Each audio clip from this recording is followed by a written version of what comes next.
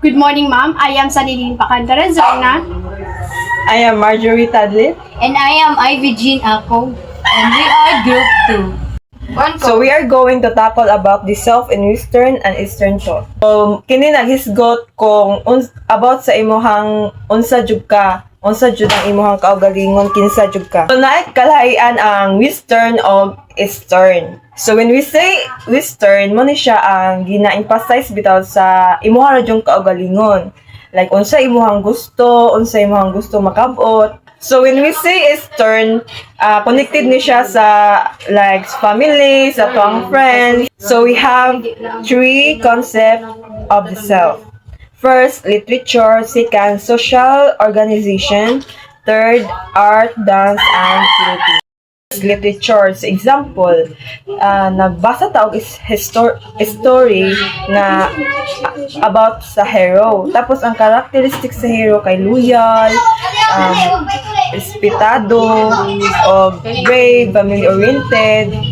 So meaning ang mga story nga atong ginabasa is makatabang sa ato akong unsa nga quality ang ginavalue nila. Ginavalue sa usa ka culture. So makatabang siya sa pagbasa nato sa story. Next, we have social organization. So, when we say social organization, makita nato kung giun sa pagrespeto sa mga elders. Giun sa nato pagrespeto sa ato ang mga magulang. Like, tan-awon nato bitaw sa ato nakita kung giun sa nila pagtratar sa ilahang parents, sa mga tigulang. So, makita nimo ko dito ang ilahang understanding roles sa ilang relationship of art, dance, and clothing. So dito makita diri ang identity ato ang belief, ang tradition, social roles. So for example, na ay mga traditional na sayaw. Dili lang na siya basta nga sayaw, na siya ay mga historical o cultural meaning. So the next topic is about Asian philosophies and the self. So first is Taoism, teaches that the self should live in harmony with the Tao, or the we or the universe. It emphasizes balance, simplicity, and unity with nature rather than the strict social rules. So there are the types of Taoism. First is harmony with Tao. The self is part of the universe and connected with all beings. Or example, instead of forcing plants to grow fast by overwatering, a gardener follows nature's rhythm, giving just enough water and sunlight, trusting the process. Then the second is simple and balanced life. Or simple and balanced life. Last is acceptance of change. So example, na-fail ka sa exam din, instead nga ma-discourage ka sa imong kaugalingon, so i-accept nimo para mo keep moving. So the second is simple and balanced life. So instead nga gusto kag mga kanang mga luxury brands nga mga needs ay wants og needs nimo is mas pilion nimo nga like simple la imong pilion. Then, the third is selflessness. Selflessness is the leader who serves the community honestly, prioritize public welfare, and does not abuse power only for personal gain. So, wala selflessness no kana dili lang imong kaugalingon ang imong naunahon kundi ang imong pagka-leader. Buddhism teaches that the self is an illusion created by attachment, craving, and ignorance. Clinging to the self is the source of human suffering. Then, there are the types of Buddhism. The first is the self is an illusion, or it is attachment to the self creates suffering. Then, second is craving and attachment. Desire, attachment lead to dissatisfaction and suffering. Then, third is letting go of the self. Freedom is achieved by reducing attachment and selfish desires. Then last is nirvana. The goal is to attain inner peace and liberation from suffering. So let's move on about theorizing the Filipino self. So there are the three Filipino scholars sought that decolonize the understanding of the self by studying Filipino identity through local culture, language, traditions, and social experience.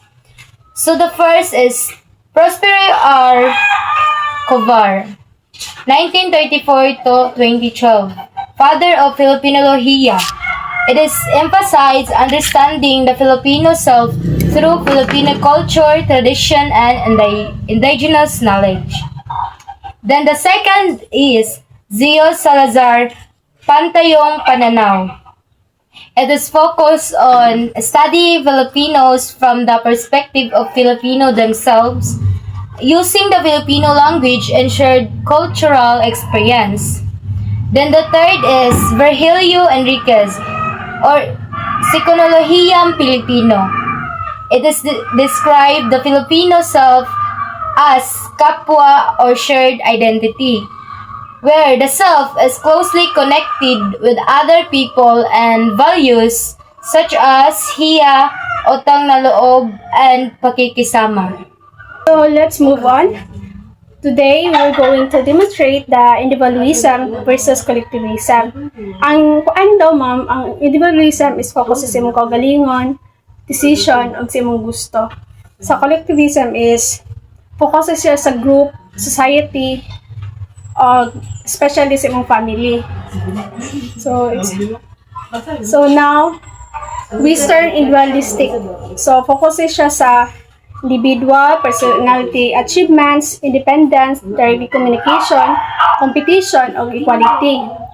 Sa collectivistic naman, Eastern is focus siya sa group harmony, interdependence, o indirect communication, cooperation, o hierarchy and respect. So, ang communication and social relationships, Western culture, ganiha kay Western individualistic, karon kay Western culture, about sa culture. So, ang Western culture is direct and straightforward, open expression of opinions and disagreements. Competition is often to encourage. So, kaning kuan, Western culture is imuha ra jung masunod, wa kay pake sa uban kung unsa ilang opinion. Imuha ra jung decision.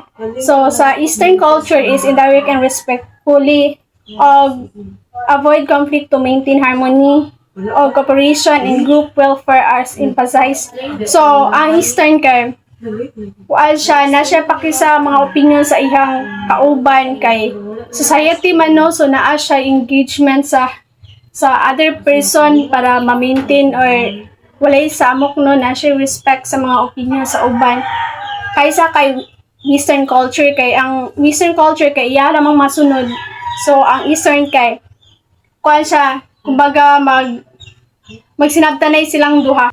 So, example sa Western, employee may direct to tell manager about the problem, while the Asian employee may express concern politely to preserve the respect of harmony. So, mara nino ang, for example, ay meeting, ang Western culture kay diretso sa iyang gusto, kaysa kay Eastern culture kay gihulat niya ang mga opinion po sa iyang mga kauban ug agree ba sila ato og dili. Proceed ta sa social structure. So, Western society, ganiya culture, karon societies na.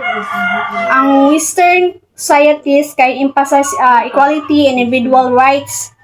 Tapos, people may address leaders or supervisor more informally for competition and consider important.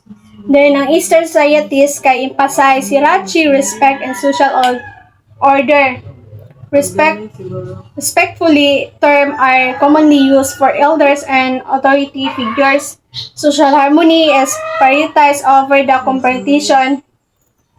So, monino sa example, in many Asian cultures, students use respectful titles such as sir, ma'am, kuya, ate, while some Western is called teacher as supervisor.